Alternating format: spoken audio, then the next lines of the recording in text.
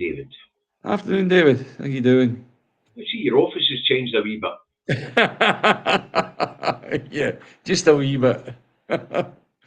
Oh I'm dear. sure everybody's glad to see you. How are you feeling? I've been better. I'll be honest with you. I Are you just going to do the big reveal and tell everybody what you went in for? yes. I think that would be a good idea because I understand there's been a. Oh dear. Hang on. Some- Hang on, David. There we are. Oh, I better get Facebook up. Yeah. That reminded me about Facebook. Go and get Facebook up, and then I'll tell everybody what's been happening. Okay. Right. So, um, you'll appreciate that at the Give me a couple of beginning. seconds, David, to see a couple of Yeah. Facebooks coming on. All right. And then you can explain to us Mm, exactly what you went in for and why. yeah.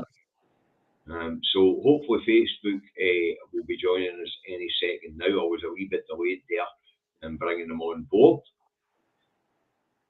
So we'll just, yep, and there's Melanie in. Hi Good. Mel, it was lovely to see you on Saturday, my darling. Yeah. I saw a few of them coming in there. That's Yep, yeah. now David, you're going to tell us what it is. Hi Right. Elizabeth in Germany, or still in Spain probably. Oh no, the winter's out, you'll be heading now. Right, David, you're going to tell us why you're in the cranking house. Right. So you'll appreciate that I went into hospital to get this thing called a bypass.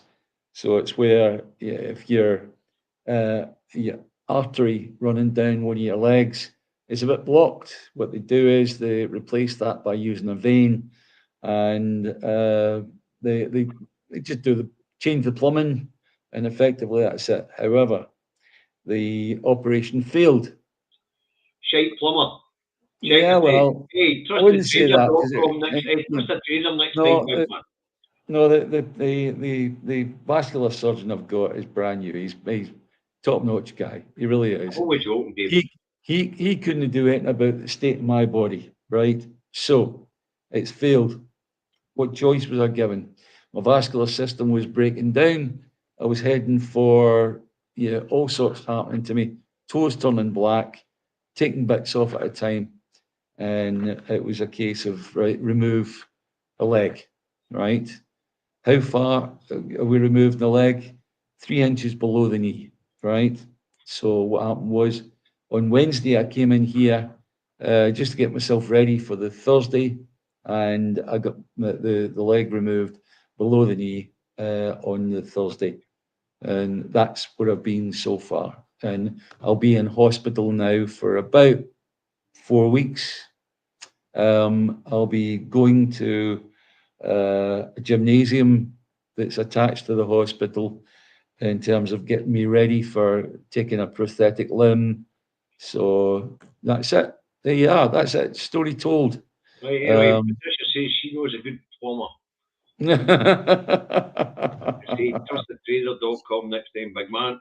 I'm sure the vascular surgeon did his very best, David. As you say, yeah. No, seriously, the guy is the the guy's abuse that brilliant. you've placed on your body all these years. Yeah, You yeah. know, Well, like well, that's 50 years of smoking, guys. That's what it does for you. no half. Yeah. So if you know anybody that smokes, just say, I know a guy that smoked. He Aye, lost his shut up, legs. you They'll wise. do that. Yeah, you Yeah. wise. I'm on a vape. Bad boy. Aye, I know, but I'm trying my best to be a good boy. You Right, certainly try so times. if David's no very compass mentis today, it's because he's fucking legless. Yes. I've had my morphine by mouth, my Oromorph. Yes. Right, now let's move on and we'll talk a wee bit about the event on Saturday, David. Great event. Before we get into the serious side of some of the incidents that happened, I'd like to thank Big Dean and the girls. I see Jackie's there for the new addition to the studio, the traffic code. And a special mention to young Dean, who supplied me with some lovely whiskey, 4 wee bottles actually. Good lad. Well done, young Dean. And of course, we have to give a special mention to Jenny Ellis, Random Scottish History on YouTube, who tried single handedly, who is trying single handedly, to wipe out the unicorn population because she was running about in a unicorn suit, horning out unicorn boys. Now, all very rare as unicorns are, we know the reason they're Scotland's national animal is because they took refuge in the Highlands because it was the only place they could be safe. And we've generally left them alone, but it appears that Random Scottish History has taken up unicorn ball hunting. I don't know if she's thought this one through, but there'll be no unicorns left if Jenny doesn't stop hunting them for their boys. But I want to thank Jenny for the extremely small testicle of the unicorn. Thank you very much. Now, Jenny, if you stop it, we'll run out of unicorns. Mm-hmm. Now, We can have that, can we? apparently, somebody drove a car out of possession, was driving a car out of possession as it came down West George Street on Saturday. Now, I never seen the incident myself. Now, when I did read about it, I thought to myself, this isn't a unionist gone mental. This isn't an attempted terrorist attack like we've seen in Paris or London where motor vehicles have been used. And say this is a road rage incident. I think this guy's 20-year-old he is. He's probably late getting back to work for lunch. And Yeah, you would expect at the very, very least, if he was going to kill a good number of people, if he was that way minded, that it would be a big vehicle that he would use. Yeah, that's yeah. what I thought. Rank fucking amateur. Get yourself a truck. You know, see, I was pissing myself laughing in the car when we were talking, but this guy's it's just been a road rage incident. Yeah. This guy's just been trying to get back to his work, and all of a sudden he's got 10,000 people walking fucking road, or however many thousand it was. Now you can judge for yourself for the footage. But you know, I just thought he was dressed in camouflage gear, was he? You know, maybe worked the money in my gyms where they all think they're commandos. You know, but I maybe was an off-duty soldier after all. Did they travel back and forward from Edinburgh? I'm sorry, David. I'm sorry. I'm reading some of these comments that's up about me losing my leg. Mr. Milligan, your socks will last longer now. Hey, there's always a positive, you know. Yeah? You only need one. See the banter on here. I wish you lot could see the rest of what we see. It's absolutely brilliant. It really is. Thanks, guys. Thanks for all your comments. And I will get soon. I will get better as soon as I can. Simple as that. No, you won't. You'll get worse. You're deteriorating. You're getting older. Fucking leg or nail leg, your arm. I mean, the population of Scotland's already calling us a pair of grumpy old gits. Well, I'm going to end up. I'm going to get a blade, and I'm going to take up sprinting. How's about that? A blade? Oh, you mean like young Oscar, whatever his name was, that killed his girlfriend? Yeah. Or allegedly killed his girlfriend. But I don't have a girlfriend, you know. So what can I say? You know, you can always kill your wife. Don't say things like that. The way Sarah's behaving, I've thought about it a few fucking times. Hey, you just don't get grumpy. You get away with the menopause as mother. Madam Director following from the distance. Right, I suppose we better talk about some fucking news. Yes, that would be a good idea. Yeah. No, you get any idea what's been going on? You've been out again. I've been well and truly out of it. They've been big story in Scotland. It's in every direction. Sorry, well, big story in Scotland today. Giant new wind farm to be constructed off the coast of Peterhead.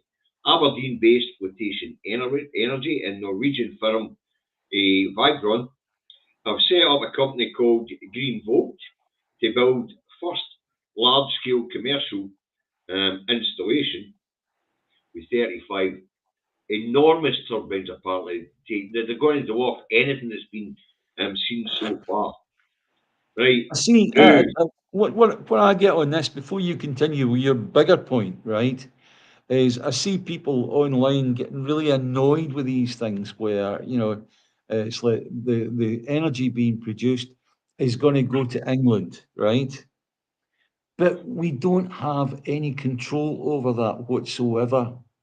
We right, okay, that was a little ago. But when you're talking about that, about people, the complain about that, there's no reason to complain about that. No, It's because down forget to the the infrastructure. individual. It's down to the individual company who they sell the energy to.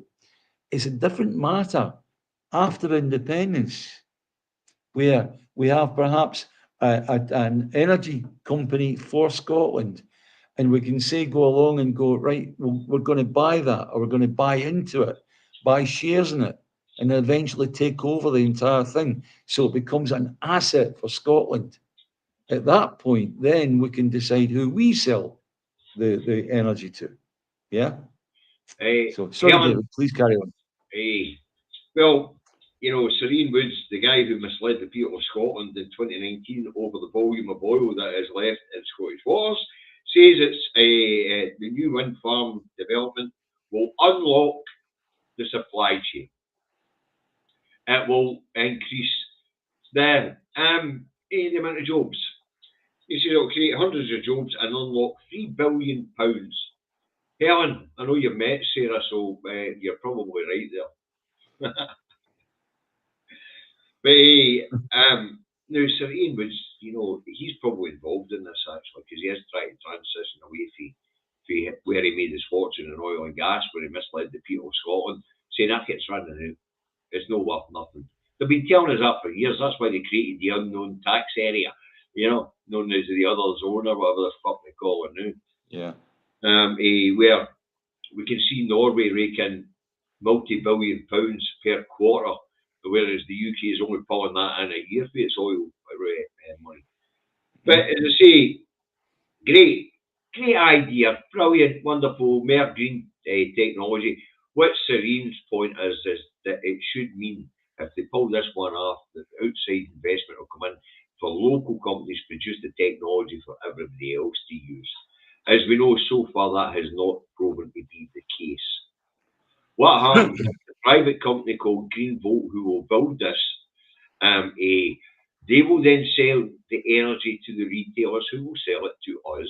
The revenues from Greenvolt will go to Westminster. The revenues from the retailer will go to Westminster. And the only advantage to Scotland will be a few hundred more people with jobs, and that will help their local economies slightly. But that is important. The additional jobs for Scotland is an important issue, right? Because obviously, whenever something like this happens, okay, it's happening off of Aberdeenshire, right? Fair enough. But there'll be plenty of times when, an offshore wind farm will be built off the shore of the northwest tip of Scotland. Aye, That needs more jobs, So it is important, and hopefully right around these islands. Yeah, yeah. But I mean, let's face it, the nobody owns a wind, Yeah, but it can be harnessed. yeah. Now, the point about the revenues going to the Exchequer in Westminster is the same point we always make, and that is that they don't use it well. Yeah. They use it to enrich a certain section of society. That same certain section of society who have been in charge for the last 800 years. We've seen politicians who build dynasties, never mind bloody royalty build dynasties. You know what I mean? Mm-hmm. The same people have been in place for forever. Yeah.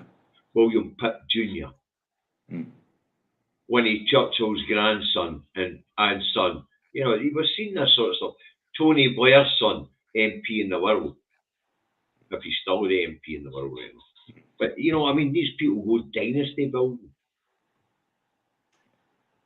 So, as I say, the money that would go to the Exchequer in England and Scotland will get back 8.6% rather than 100%. Mm-hmm. It makes no sense. And as we've seen with oil, they can manipulate the tax system to make it look as if there's no revenue coming from oil. they will do the same with the revenues from renewables. We either become independent or we let them steal a second revenue stream to squander. Yeah, at the moment, that's the And they worst thing. overcharge people. Yeah, but that is the worst thing, is the fact that the money that comes off that in the form of corporation tax, that goes south to London, and then they get the opportunity in London to choose where that money goes. And the That's right. chances of it actually coming to feed something in Scotland, to actually build something in Scotland, to provide something in Scotland is Right, here's what. another interesting one. Right. The green sector and green energy is new. Mhm. There isn't a provision in Barnet for a share of that revenue to come back to Scotland. Correct. Yeah. So Westminster keeps 100% and decides where it goes. Yeah. That's right. So it's great having the infrastructure there because when we start taxing it after independence, Hmm. we'll get the benefit of it. It's the Yeah. same with these new super highways they're talking about building to harness Scotland's renewables and send them south. We're still going to need that to sell it to people of England. But what we will do is we will sell it to them fairly, unlike the system they have done that road. The system we have UK wide, where the energy producers sell it to a retailer, so you've got a middleman. The middleman needs a markup and all. Well, it's if you want to take this any further, we need independence first before we can do anything else. Right, killer. Once we've got independence, we can have a Scottish energy company such as they have in Norway, and that means then that we can actually make money from our ability to produce energy. Yes. Aye. Right, so I think we've done that one enough there, David, Yeah. because we've got Yeah. a lot to get through. Yeah. Now, this one is astonishing. I know it's St George's Day, and happy St George's Day to anybody who's religious in England and takes things serious. I mean, I don't take St Andrew's Day here seriously. You know, But although I do like getting my wee card where's, into the First Minister. where's the dragon in the Bible? Huh? I looked No at interested. it, you know. No interested. What I'm interested in is Sir Keir saying that the Labour Party is now the party of English patriotism. Yeah. Mm. Now, for somebody who stands to be the leader of a union, a state which is a union made Yeah. up of component parts of people of different nationalities, it's a wee Yeah. bit astounding to hear him take this stand. Yeah. Don't get me wrong, I mean, fair dues to him as an Englishman to be proud to be English, that's fair enough. Mm. But to claim It's, to be the it's patron, also the fact that it is St George's Day. It's aye, but David, when we look at it, to yeah. also claim to be the patron of English patriotism, when you're supposed to be want to be the leader of a state where you claim everybody's equal. Yeah. You know, there's a reason why we have something called civic nationalism.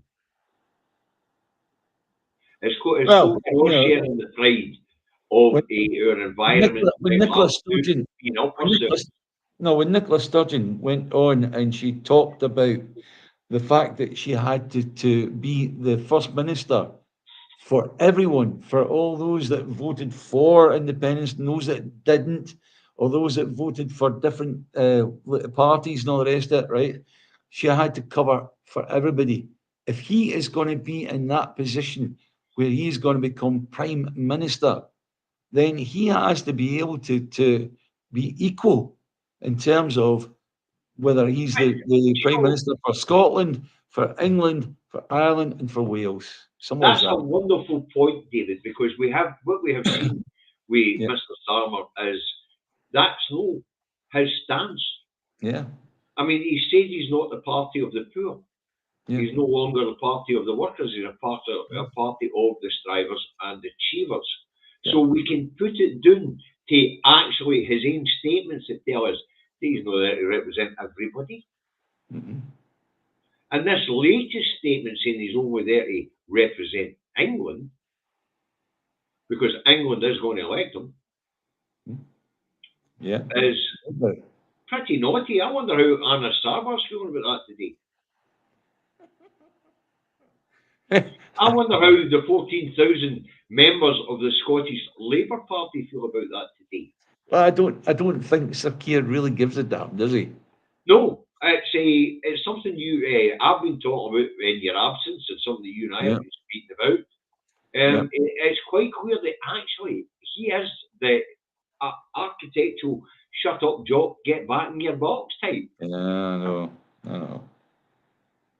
And he's made that quite clear by the way that he keeps slapping down Anna Sarwar. Yeah. Yeah. You know, and Scottish Labour. Scottish Labour passed a motion at conference for an immediate unconditional ceasefire in Gaza, slapped by Starmer with him hijacking the SNP motion for an unconditional ceasefire and putting in a ceasefire with conditions is the motion. We've seen the way he slapped Sarwar's demand that the UK stop selling arms to Israel. We've seen the way that no Jew Starmer, but the new MP, Michael, the one for Hamilton, Rutherglen West, Oh, Shanks. Michael Shanks, we've Yeah. seen the way that he slapped Sarwar. Mm. And he's brand new to the scheme. Yeah. He's brand new to the game, but he's pulling rank on Sarwar and all.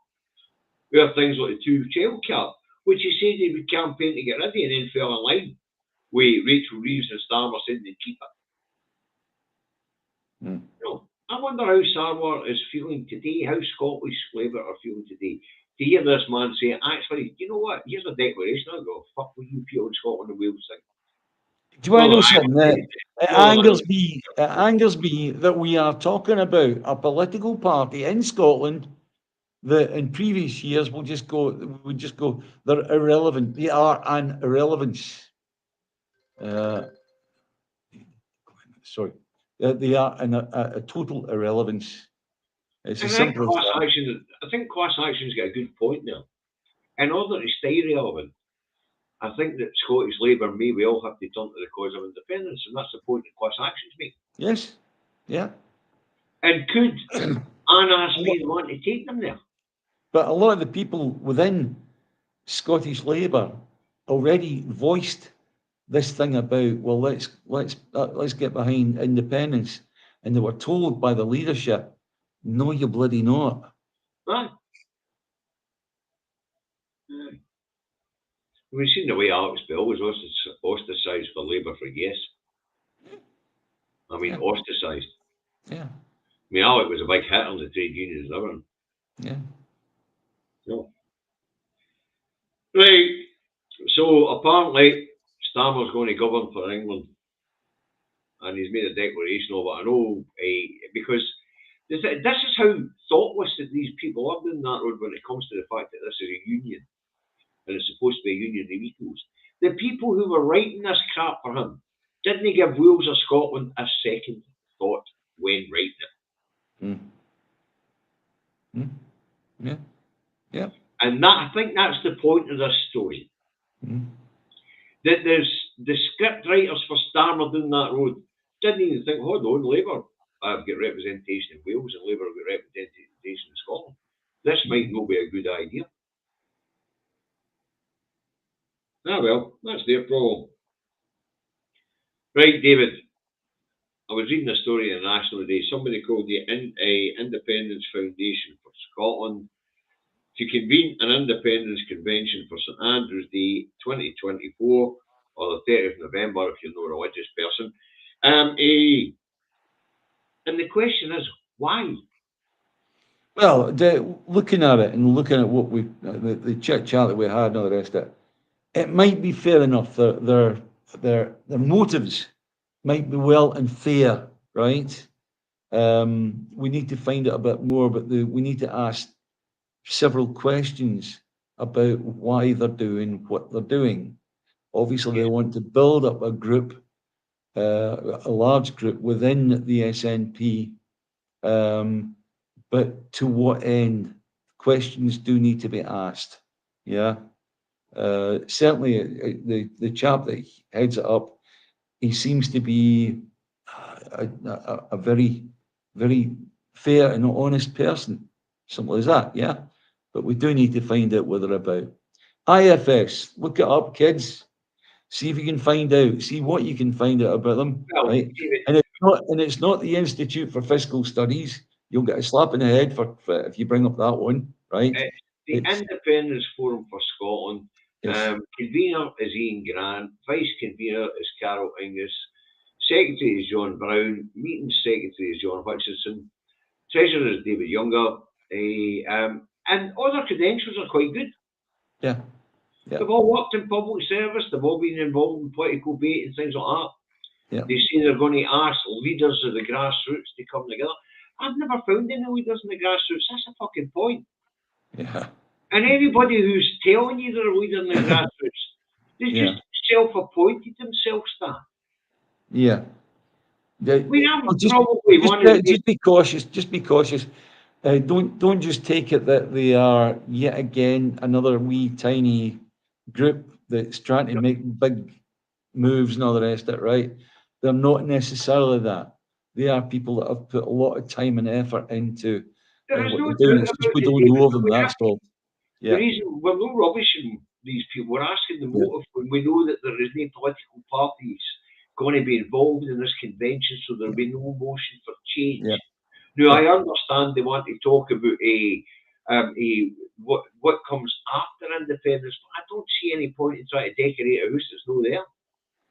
Well, at the moment, the last convention that we had talked about what we're going to do with the general election. And because of that, we ended up with amendments put forward by MPs, SNP MPs, basically taking us all in a different direction. Should have been general election, should have been the basically a plebiscite election, should have been independence if we win. End of story. And But that was it. listen, what should have been what is what is. But I know, I know, I know. as I say, I don't really see the point. I can see Yeah, the goodwill. yeah. I don't see the point in decorating a house that isn't there. Hmm. First, you have to win the house, and we'll work it out for ourselves going forward from there. Yeah, all right. In fact, we won't just work it out for ourselves. There's a whole international community out there to help us. That's what the Vienna Conventions are all about. Yes, but also there is an argument for at least pre-planning some of the stuff that's going to head our way. So, in Well, other listen, words, the Scottish yeah, Government have put out two prospectus now. As you know, David, I've got a copy of the white paper. And yeah, at this point in time, we're on draft six of Scotland's future. yeah, There's nothing wrong with putting a prospectus out there. There's yeah, nothing wrong with talking about yeah, decorating the house. But to give yourself a grandiose a title like convention. yeah. I know. Now, we associate conventions in Scotland's future with the Independence Convention, which led to devolution. Mhm. Yeah. But all we're doing is we're just But that being had the cautious. political parties involved. This hasn't got political parties involved, as far as I'm That's concerned. right. We're looking to just be cautious. Oh, bloody hell. Oh, it's the wife Who's the this legend? time. It's the wife this time. Oh, Wesley's the legend. Yeah. You better answer it then. Come on. Got a bloody show today. Get on with it. Yeah. Right. Yeah, I'm giving her a message. Right. Yeah. Aye. Bloody rank amateur. You should answer them. And you should have put it on loudspeaker.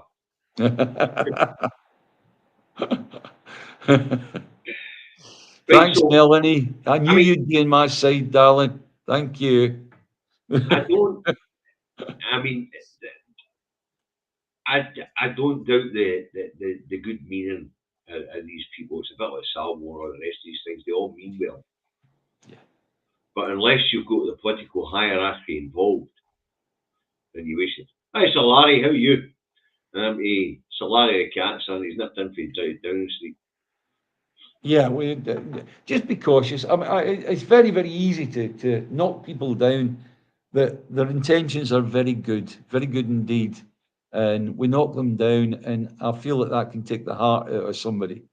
No, And I'm not trying yeah, to knock them down. yeah, I just try to understand the logic behind these things. yeah, yeah, I can understand the motivation yeah, to keep it in the forefront of people's minds. yeah. I just, without having the political parties, and I don't mean the odd MPL, I mean full-hearted support for the political establishment, Yeah. like we had with the Independence Convention back that led to the first devolution vote. Hmm. Um, that's what I mean. I don't really see the point of it rather than people getting together who are already talking in a bubble. I mean, it's a bit like I say, don't feed the trolls, but don't throw them off. Because we need these people to hear our voices and at least try and get into a sensible debate with us. Yeah, there is. Yeah, what you've got to remember is when you are debating online, you think there's just you and the person you're debating. Incorrect. That's wrong. There's you, there's a person you're debating, and there's the other 100 that are watching from behind you, right? And what you want to do is you want to use that debate to actually put out your narrative for the other 100 people that are watching behind you. So instead of just getting rid of people, sometimes I do. Sometimes I just go, right, fine, you're off. But instead of just getting rid of people, what I do is leave them on so that other people can have a go at challenging their narrative. Yeah. And it's always worthwhile doing, really. What are you reading, so, David? so, Larry, I'm glad to hear you're doing well, and I know you'd be glad to get rid of the squatters in your house. Unfortunately for you, you're about to get a new set.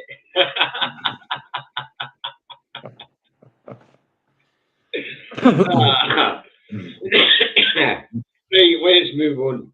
This one really made me feel great, David, because I've been banging on about this for years.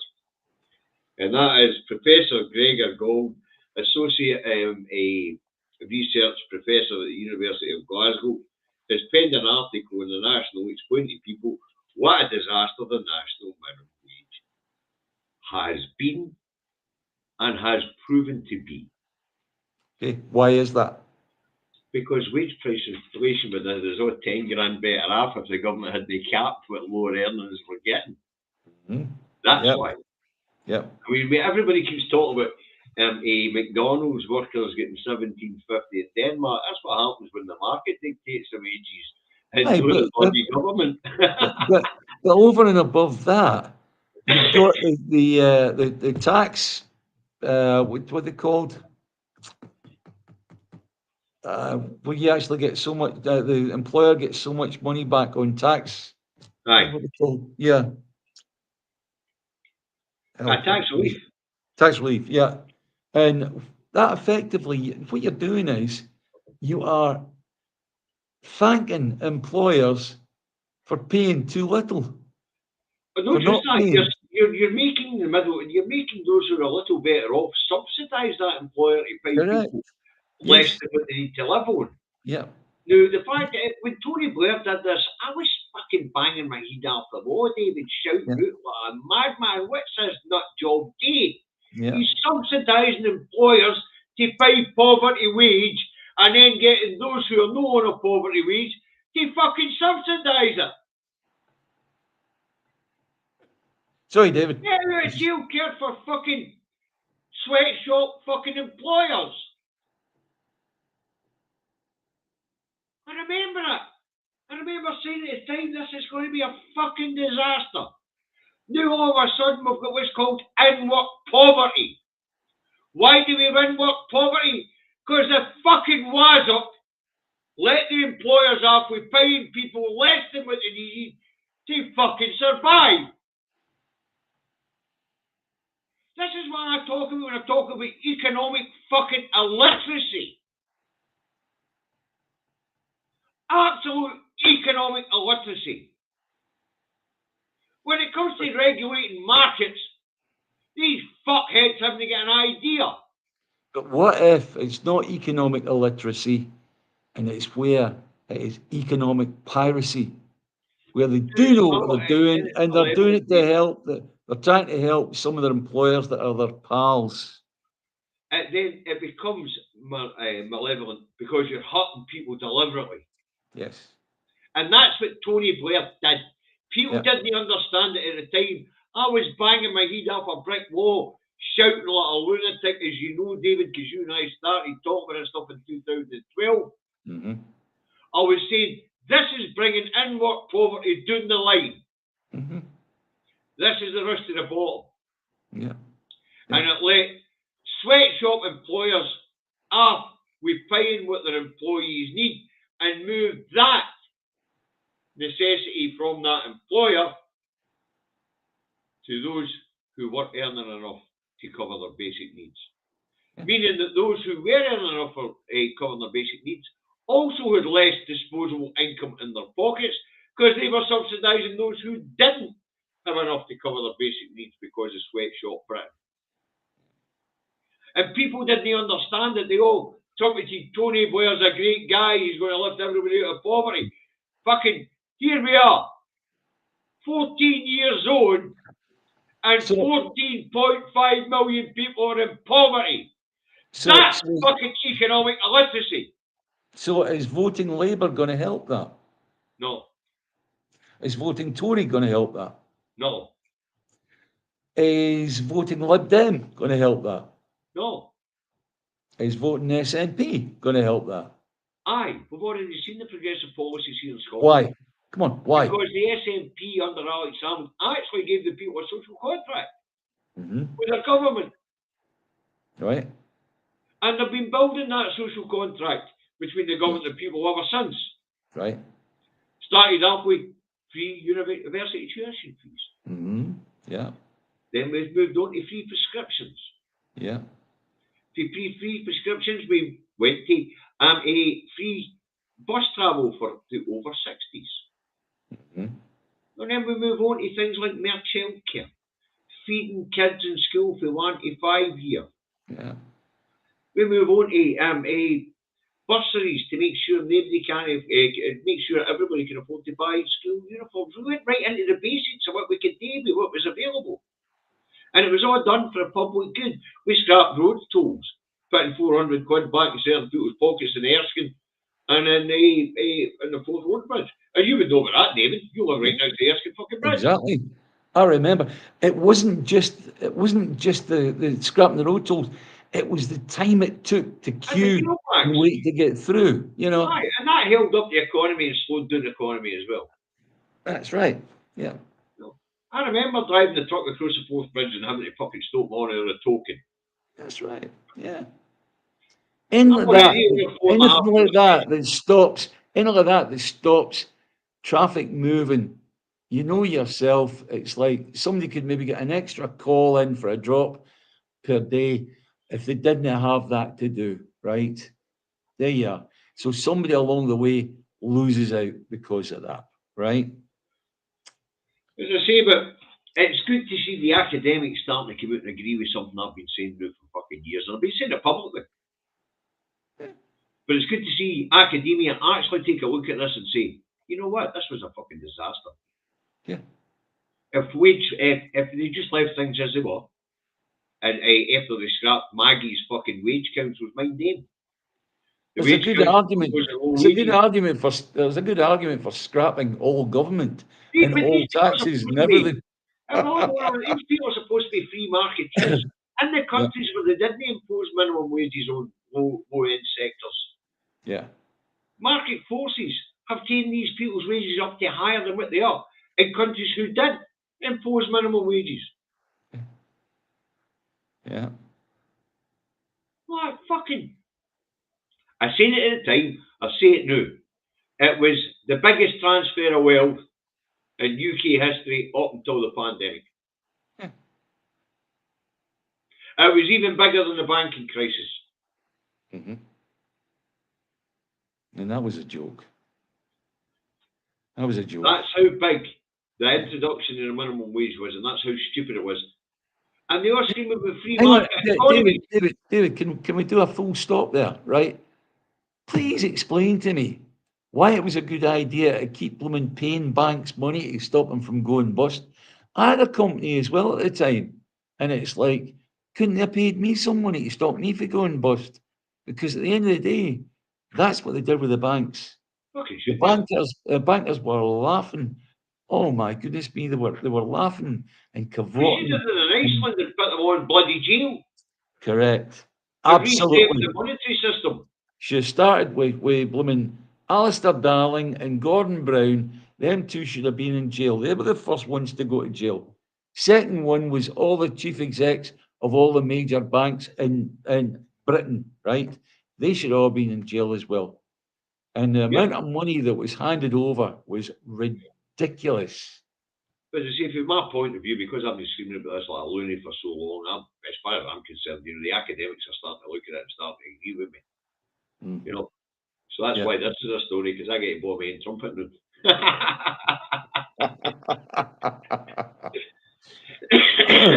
Fair enough. Mm, But it has been an economic disaster. David. yeah, There is no doubt about it, yeah. and Who that's was why it? current Who was standards it? Who was it an economic disaster for? Can you maybe explain that one to me? Who suffered an economic disaster? we did, we the Who's people. who's we? Who's we? Oh, we the We people. the people. That's who you mean. Aye. We the people. Right, this one's a wee bit all over the place today because we're popping back for it between Scotland and Westminster today, just for a bit of fun to mess it up a wee bit. Anyway, UK arms sales reach a new high or a new record high since 2018 is the last time their arms sales were this big. Sales are up to 12.6 billion, and that's up 6.4 billion since the Ukraine conflict kicked off in 2022. The new high is down to apparently contracts for the vast military complex here in the UK from Europe and the Middle East. Isn't that cool? It just shows you that bloodshed pays, David. Yeah. It's, you know, blooming weapons manufacturers are dancing all the way to the bank. Aye, all the way to the bank. I mean, the people in Ukraine, and we'll get to Ukraine a wee bit later in the programme, right? But the people in Ukraine, you know, they think it's marvellous that they're getting all these weapons. I don't think they know they're going to have to fucking fight for them.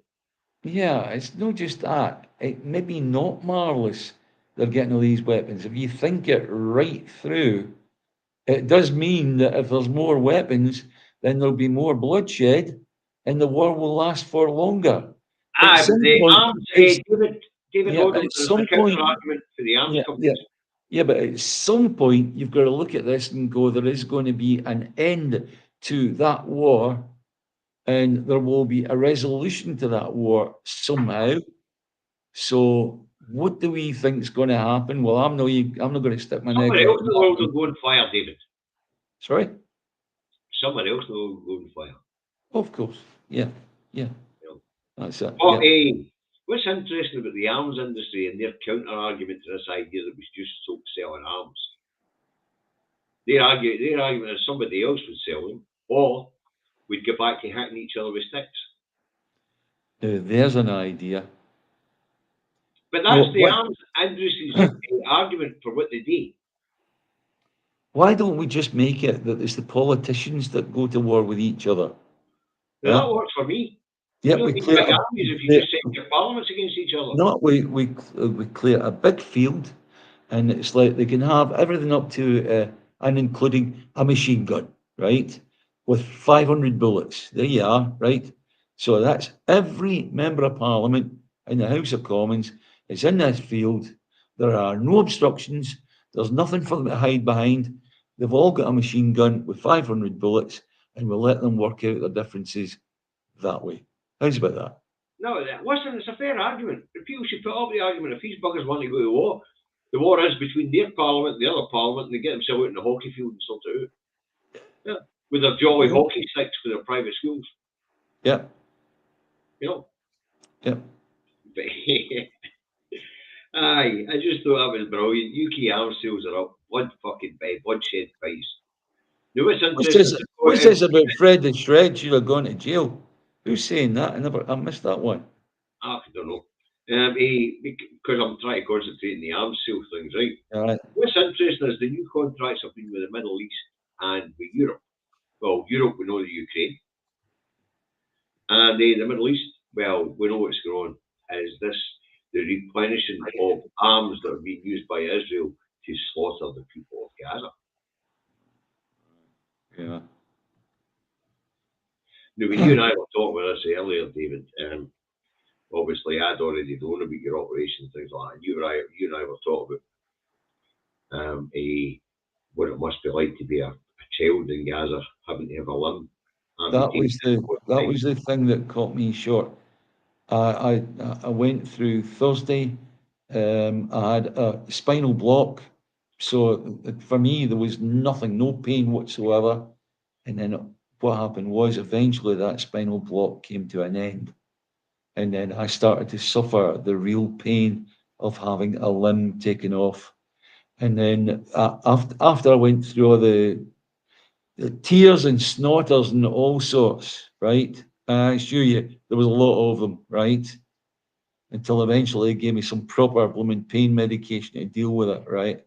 I just thought to myself, what are these kids in Gaza that had limbs removed with no pain medication whatsoever? And that literally just that stopped me short.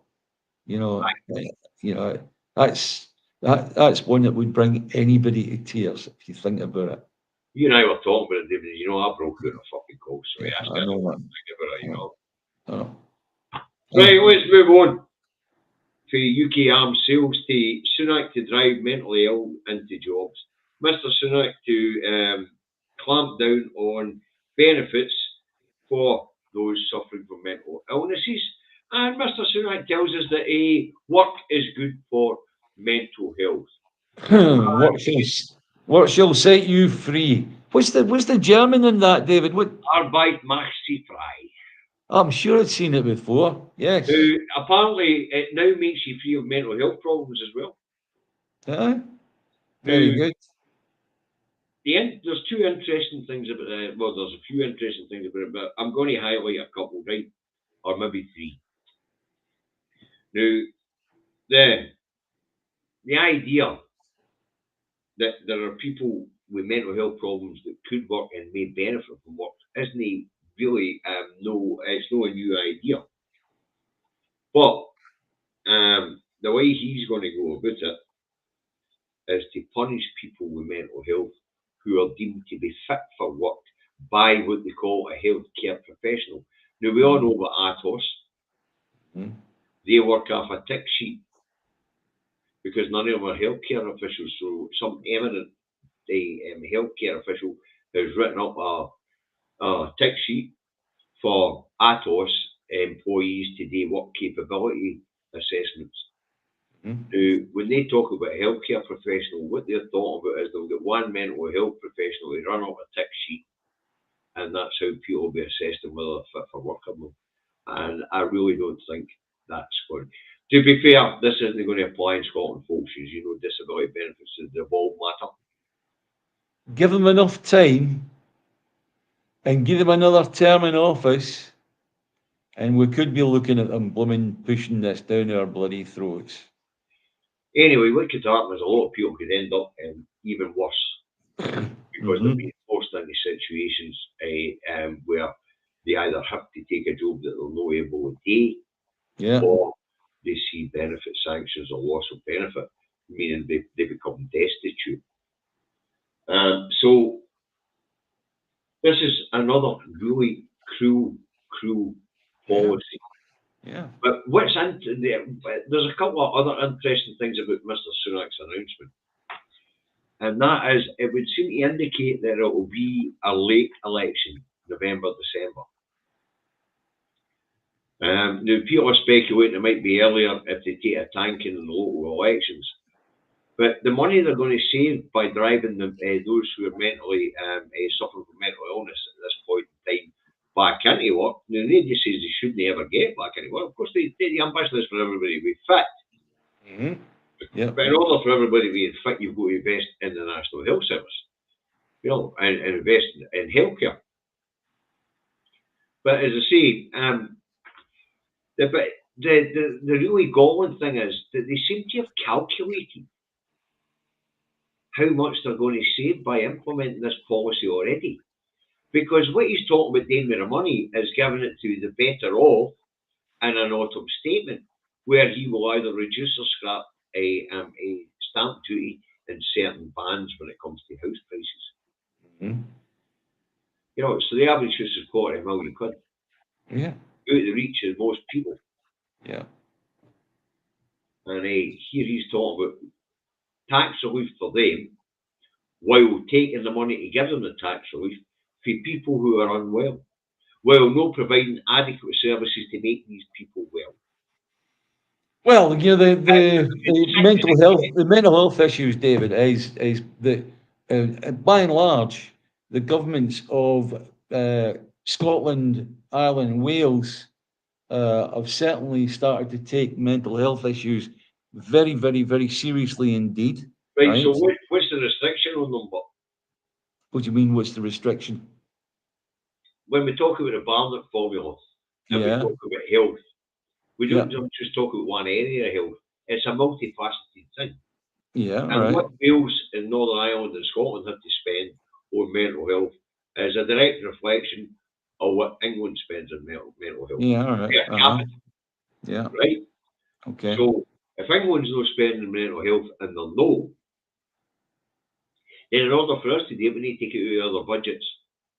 Yeah. Aye, okay. Fair enough. So But it's not like we're doing with the NHS in general here in Scotland. We're actually skimping on other budgets to make sure the NHS gets but everything it needs. David, the big issue of it is that the no government is spending enough on mental health issues. No, The story I'm getting off of mental health nurses that I see and I know, right, is that they they've got a huge influx of new patients. The huge influx of new patients, believe it or not, are children after the lockdown. And they are no seeing properly that has socialised affected because of the children. lockdown, David. They're not properly socialised, and because Yeah. they're not properly socialised at a really young age, it affects their ability to interact going forward. This is a time bomb that's ticking, Yeah. right? It has to be assessed. Hmm. But at this point in time, what we can achieve in the devolved administrations is based basically on what Westminster spends in England. Well, when you've got And blooming it's what we bazookas, spend in England. when you've got bazookas like blooming Sunak and Starmer sat at the front who haven't got a fucking clue, right? Then how do you think that's going to be handled in the future? Do you think it's going to be a good ending? No. But as I say, it's just another example of you know, smacking the least of us when they're ill Mm. in Yeah. order to subsidise his rich friends or the better off in society. Right, let's move on. Back here in Scotland, the Greens and the SNP are having a wee tiff again. This time it's our scrapping the 2030 a net zero ambition of getting to 75%. And apparently the SG has just banned puberty blockers for teenage trans people. Yeah. What? To be honest with you, I don't know what a puberty blocker is, right? However, what I do know is that there are people, not politicians, there are people who are professionals in that area, in that arena, and they do know what puberty blockers are and why they should use them or why they shouldn't use them. Yeah? Simple as that. Aye. I I'm not don't going know to what, disagree with that, David. you know, This is one of the big problems that I have with some of this, these legal interventions for Parliament and things like that is if the drug's been approved, Mhm. then get off the fucking shitter. It's up to the doctor to decide who gets and who doesn't, because they're the healthcare professionals. They understand the person that they're treating. Correct. Yeah. I mean, Um, this idea that government set what is agenda. Now that's nature does that. mm, This is a God symptom thing for these people. mm, And I don't just mean the Scottish government. The Scottish government are taking the recommendations of a report made in England, mm. looking into these things. Well, from a completely Tory bias, of course, was a Tory government at this point in time. And as we know, they are pretty much heterosexual, except for their members who are deviants of all sorts. You know, and I don't mean gay or bisexual No, or lesbian. they I do just have mean they fucking do have a deviant. rather questionable track record, don't they? Yeah, See, I yeah, don't mean gay, lesbian, transsexual. I just mean deviant. yeah, You know, yeah. if there's some sort of corruption, they'll get involved in it. I mean, we only have to look at young Mark Menzies there. He says, 50-year-old man, yeah, on Grinder, getting kidnapped and five grand for his release, phoning up 78-year-old woman in the middle of the night, begging for him to bail him out. You know, Just answer, when I say Dean. deviant, I Dean, mean the deviant. answer is yes. I'm still in hospital. Yeah, Won't be for a while. and get on the notice then. Right, anyway, so apparently Patrick Harvey was no, just I seen Patrick on Saturday. I didn't talk to him, but I seen him on Saturday at the march. Um, anyway, Do you apparently know something? Patrick I was quite given some like him. airtime He's on a the good BBC. No, but he's a good logical thinker, and any time I've heard him speaking on giving an answer on to some political point, he's generally very, very good. So I don't have a problem with Patrick at all. I like You know, Patrick. yeah, I like Patrick. To see, yeah, but see, the SNP have a wee fallout in policy. yeah, So bloody what? yeah. That's the way it is.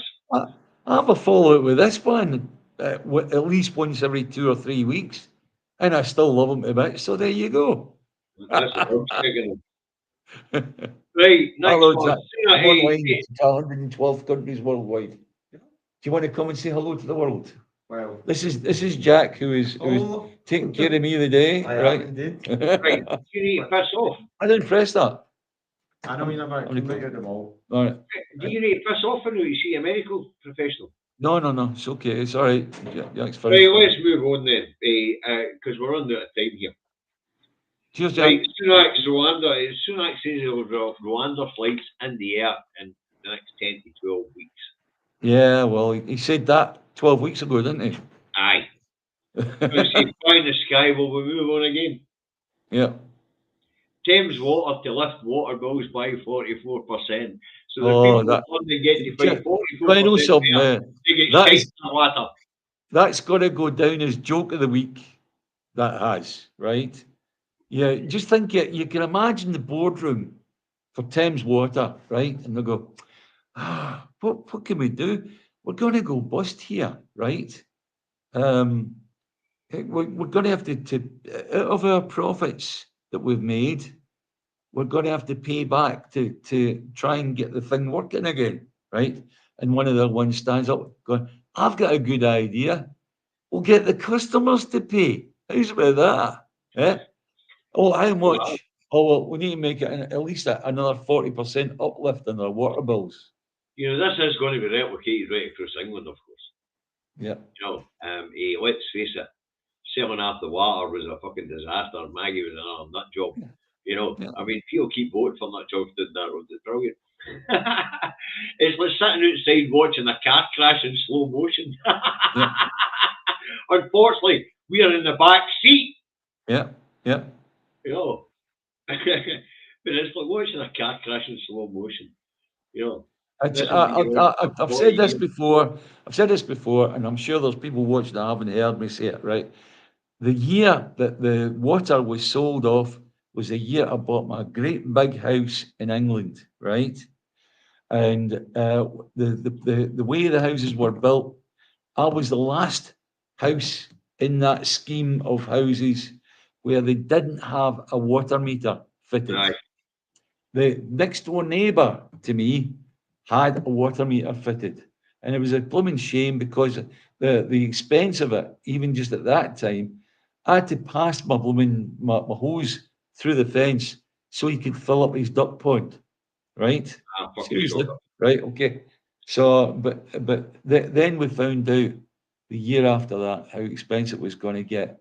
We were all told it was going to be dead cheap, and it was going to be better for us to pay for a water that was privatised.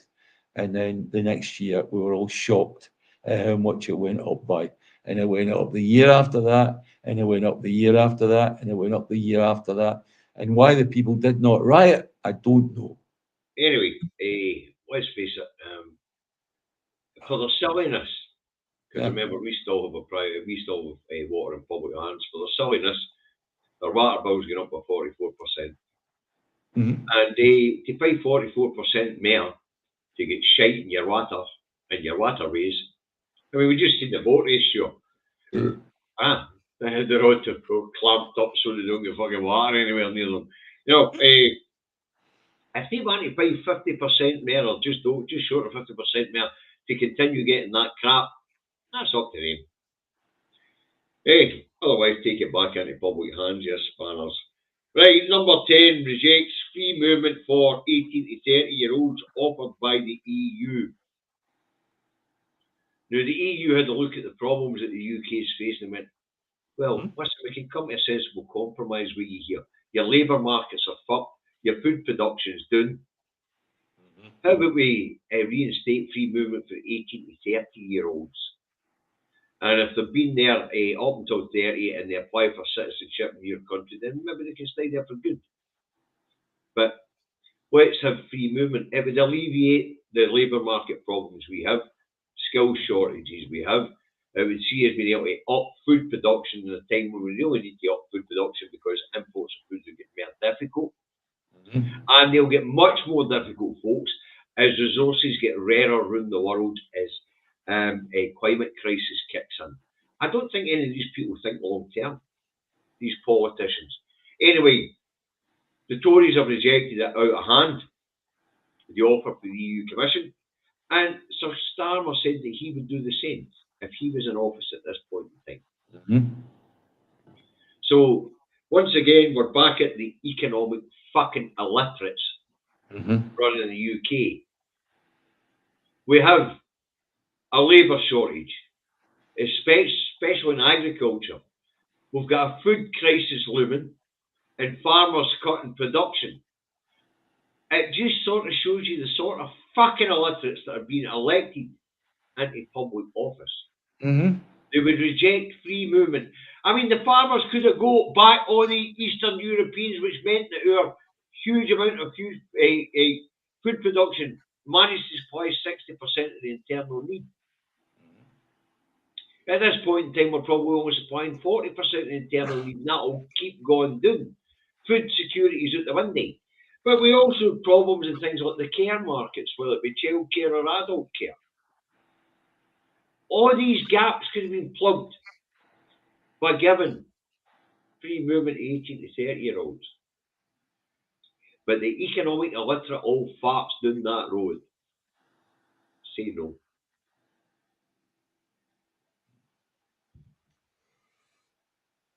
Would you make it? Bloody ridiculous. Now, let's move on because we need to get finished. My dog's sitting with his legs crossed, right? So we'll finish off in Ukraine. US approves 67 billion of aid to Ukraine, 47 billion worth of weapons, and 20 billion worth of military dollars. That is worth of military aid. So 61 million quid, 67 billion dollars. Yeah. Billions. Yep, that'll help Ukraine. For how I think long? also you've got to factor in this thing that you remember we were talking about last week about the cargo ship that was stopped, and it was found to be, a 7.62 millimeter carriages, right? The stuff that was heading to the And Houthis. what happened was that Biden took that and gave it to the Ukrainians, Yes. right? Now, so he's given 67 billion to Ukraine, made up in different ways, but also he's given these cartridges to Ukraine, right? These are small arms cartridges, but Yeah, I know, I appreciate that, but do you not see that as being indicative of maybe a slightly a different a different route that he's travelling? Maybe think that he's got to face up against Trump at some point. I don't know. But what I do know is that 67 billion will see Ukraine out for a wee while, Oh, aye, yeah, but no long. yeah. And as we know for the IMF and their predictions on Russia's growth, the Well, BRICS means that Russia's got a market to play in that they never had before, and sanctions against them are not working. all right. So Well, let's look at the other side, which is Israel, right? And we've seen that now we're hearing some pretty uh, naff things from Netanyahu that we wouldn't have heard of before.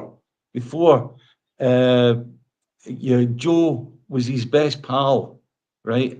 Now it's a case of Netanyahu will deal with the Americans any way they need to. Yeah. well, that was interesting. We'll get to that, but at this point with Ukraine war, the point I'm going to make is that Russia can afford to sustain this war. Aye. How long is the West willing to subsidise Ukraine before the people rise up and say, "Hold on, we're fucking starving with 8 countries"? Yeah. Yeah. You know, I mean, I know. grandma can't be heating on the winter. 14 million in poverty. Fuck knows how many using food banks. Yeah. But also, the average wage of your Ukraine soldier is going up and up and up and up and up and up and up. I'll be What's your finished fuck out just in spend 2 them minutes. on? It needs to Yeah. go. He's going to have to rebuild his house when it's finished. Yeah. That's me being called from a gymnasium. So I need to go. I Right, need no to bother, go. David. I'll just finish Gaza All myself. right. Anyway. Cheers, guys, and thanks for all your nice Thanks for comments. dropping in. And don't Right. get down So, too many rabbit holes. yep. Okay. Right. Bye. Bye. Right, catch you later, David. Right, folks, and we'll finish up on Israel and Gaza and the genocide that goes on. Israel's blocking an inquiry by the United Nations into the October 7th event. This is the event that triggered the whole thing, where Hamas allegedly broke the fence and went on the rampage. Now, as we already know, the Israelis they launched their copters and things like that and just shot everything that moved. Then with the Hannibal Directive, which means that take your own people out rather than have them captive. So, as we know from some of the evidence that's come out, that not all of the 1,700 people who were killed on October the 7th were killed by the Palestinian, the Gazan government, Hamas. Now, as we know, the Gazan people are oppressed, and uprisings will happen when you oppress people. But Hamas has been deemed to be a terrorist organization rather than an elected government. So Israel's blocking an inquiry into this one. And you've got to ask yourself why. Well, we know why. There was a claims of 40 beheaded babies, no evidence. There's been claims of rape, no evidence presented. Murder? Yep. That's what happens when the oppressed people rise up against their oppressors. People get hurt. People died. But the very idea that Israel's telling the UN, get it up, you're not getting to look at it. You're not getting to carry out an inquiry into it. That's interesting. That's very interesting. Now, there's also a story out there that a Major General Haliva, head of Israel's intelligence service, has resigned over intelligence failures on October 7th. I don't know much about intelligence failures on October 7th. I just don't think I think they turned a blind eye. They wanted an excuse to wipe Gaza out and occupy it. But that's a personal opinion. That's not the consensus in the mainstream media or in the political classes. That's a personal opinion. There is also a story out there that the Americans are getting jittery and are starting to pull back for Israel because of the human rights issues. It's been reported that the Americans are going to stop supporting the Netza Yada battalion over human rights violations in the West Bank. Now, apparently, the Netza Yuda battalion is the battalion of the Israeli military which occupies the West Bank, polices the West Bank, governs the West Bank. Now, apparently, America are thinking about sanctioning Israelis by refusing to give funds that go to this particular group and the Israeli military. The Netanyahu has said he'll fight the Americans on the Israeli military. I thought, that's clever. You're going to take on the people who are supplying you the arms that you need to eradicate the people you want ready. Now, that's clever. So it looks like the Americans are looking at what's happening with Germany in the International Court of Justice and saying, maybe it's time to hold back. Maybe it's time to draw in. Maybe it's time to try and lessen the view that history is going to take on us. Because at this point in time, the so-called liberal, civilized West is no looking good. And history won't look kindly upon us as we turn a blind eye to the ongoing slaughter in Gaza. At this point in time, bullets and bombs are no longer needed. Famine and disease are taking their toll. The Israelis took out the medical infrastructure, the education infrastructure, the water, the electricity. They've cut off food. At this point in time, the World Health Organization tells us that the nutritional decline in Gaza is a record in human history.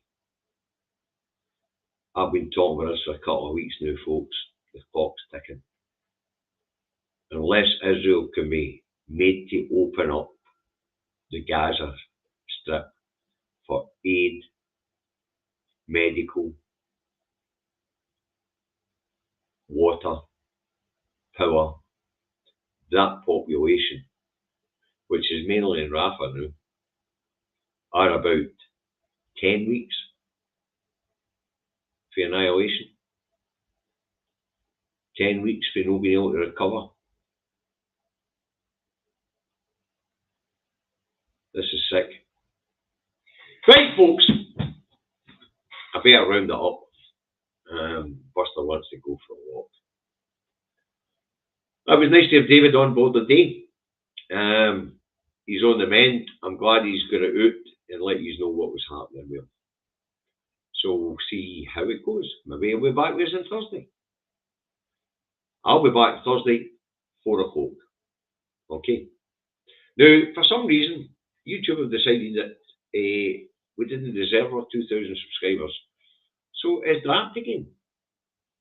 I guess I must have pissed a lot of people off. So, hope you enjoy what we do. If you do, subscribe. Hit the like button. All helps the algorithm. As David gets more and more competence mentors, he'll continue his battle with YouTube to sort out the monetizing the channel again. But in the meantime, if you want to help us with the food bank fund, and we're just giving 290 quid to the drum channel, They plea out. Thank you very much, you folks, for raising that 290. There are details in the comments below the video. It tells you the bank account that you can submit money, you can transfer money to for us to get it to good banks. Okay. Now, as I say, as David gets better, we'll get things moving again. Look out for yourselves. Eyes on the prize. It's an election year. All right. Bye for now.